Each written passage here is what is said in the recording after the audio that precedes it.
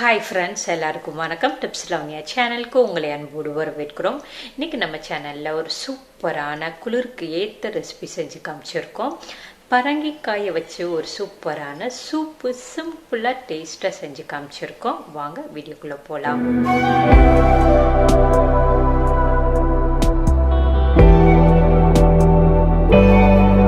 நான் 200 கிராம் பரங்கிக்காய் எடுத்துருக்கிறேன். இதோட விதையெல்லாம் நீக்கிடலாம். இதை அரசாணிக்காய், மஞ்சள் பூசணிக்காய், இந்த மாதிரி ஒவ்வொருத்தவங்க ஒவ்வொரு பேரில் இதை அழைக்கிறாங்க. இதை தோலெல்லாம் நம்ம சீச்சிட்டு யூஸ் பண்ணலாம். இந்த மஞ்சள் பூசணிக்காயில் பீட்டா கரோட்டின் நிறைய இருக்கிறதுனால இது புற்றுநோய் வராமல் தடுக்கும். இதை நம்ம சாப்பிட்டுட்டு வரும்போது புற்றுநோயெல்லாம் வராமல் தடுக்கும். அதே மாதிரி இதை நம்ம சாப்பிட்றதுனால உள்ளே இருக்கக்கூடிய கெட்ட பாக்டீரியா எல்லாத்தையுமே அழிச்சு நம்மளோட வெயிட் லாஸ் பண்ணுறதுக்கும் இது ரொம்ப யூஸ்ஃபுல்லாக இருக்குது. இதோட தோலெல்லாம் சீச்சதுக்கு அப்புறமா இதை நல்லா கழுவிக்கோங்க. நல்லா கழுவி இதை பொடிசாக கட் பண்ணி வீட்டு வந்துடலாம்.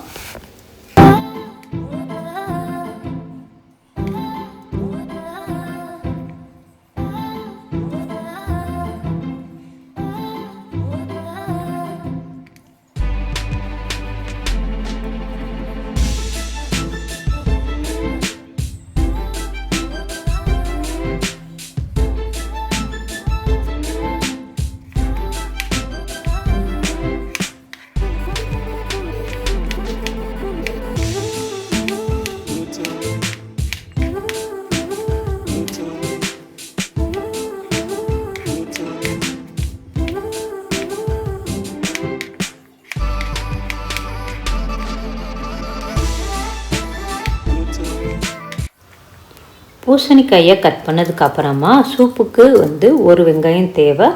ஒரு வெங்காயத்தோட தோலெல்லாம் நல்லா உரைச்சிக்கோங்க. தோலை உரைச்சிட்டு இதை அடியில் இருக்கக்கூடிய பாட்டையும் கட் பண்ணிவிட்டு ரெண்டாக கட் பண்ணதுக்கப்புறமா இதில் இந்த மேலே இருக்கிறத கட் பண்ணிக்கோங்க.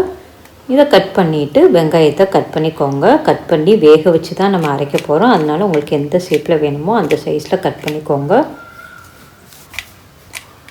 வெங்காயத்தை கட் பண்ணதுக்கப்புறமா அடுப்பில் ஒரு கடாய் வச்சிடலாம். ஒரு ஸ்பூன் வெண்ணெய் போட்டுட்டு இதை நல்லா உருக்கிக்கோங்க. வெண்ணெய் நல்லா உருகினதுக்கப்புறமா 4 பல் பூண்டு, நம்ம நறுக்கி வச்சுருக்கிற ஒரு பெரிய வெங்காயம், அடுத்து நம்ம நறுக்கி வச்சுருக்கிற மஞ்சள் பூசணிக்காய் போட்டுட்டு தேவையான அளவு உப்பு போட்டுட்டு 1 ஸ்பூன் மிளகுத்தூள் போட்டுட்டு இதை எல்லாத்தையும் நல்லா வதக்கி விட்டுக்கோங்க. இதை வதக்குனதுக்கப்புறமா பூசணிக்காய் முழுகிற அளவுக்கு தண்ணி ஊற்றிக்கோங்க.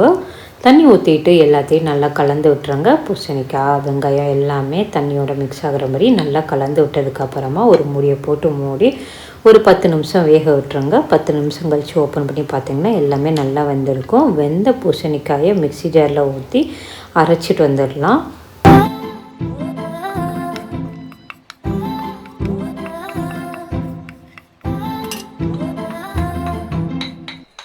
பூசணிக்காயை இந்த மாதிரி நல்லா வலுவலுன்னு அரைச்சிக்கோங்க.